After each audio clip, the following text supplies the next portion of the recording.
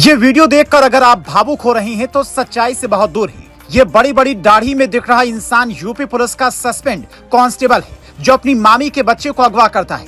14 महीने तक पुलिस से छिपकर इधर उधर रहता है। उसके बाद जब पकड़ा जाता है तो बच्चा उससे लिपट कर रोने लगता है। लोगों को लगता है कि मदारी मूवी की तरह इसने लड़के को बहुत प्यार दिया, इसीलिए ये इसे छोड़ नहीं पा रहा है। लेकिन असली कहानी ये नहीं है, जिसे समझने के लिए आपको ये जानना होगा कि ये पूरा मामला क्या है। पुलिस रिकॉर्ड के मुताबिक जयपुर के रहने वाली एक महिला 14 महीने पहले एक शिकायत दर्ज करवाती है। कहती कि हमारा 6 महीने का बच्चा अगवा हो गया है। पुलिस जांच करती है, पता चलता है कि तनुज चाहर नाम के आरोपी ने इसे अगवा किया है। पुलिस उसकी तलाश में जगह जगह छापे मारती है। अलीगढ़ का रहने वाला था, यूपी पुलिस में था, इसीलिए ट्रैक करना आसान और मुश्किल दोनों था।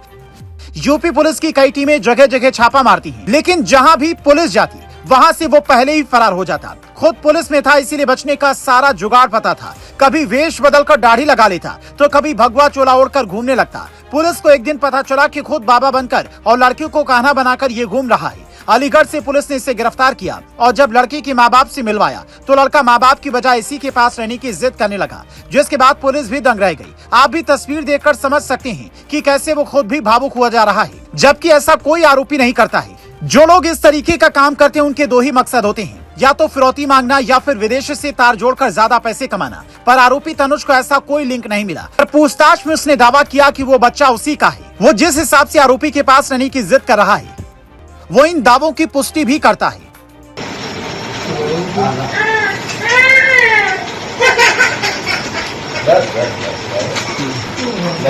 कुछ नहीं बेटा आराम से अभी आ रहे। ऐसे में महिला और उस आरोपी के बीच में अवैध संबंध होने का शक पुलिस को है। तो महिला रिश्तों में मामी लगती है, ऐसी जानकारी भी सामने आई है। आरोपी का कहना है कि मैं सिर्फ इस लड़की को ही नहीं बल्कि लड़की की माँ को भी अपने पास रखना चाहता था, लेकिन वो मेरी बात मानने को तैयार नहीं थी। इसलिए मैंने अचानक से ये प्लान बनाया और फिर बचने की हर संभव कोशिश की। बार बार इसकी माँ को कॉल करता था, लेकिन वो बात नहीं करती थी। इससे मैंने कोई नुकसान नहीं पहुंचाया, बल्कि जो भी खिलौना या टॉफी ये मांगता था तुरंत इसे देता था।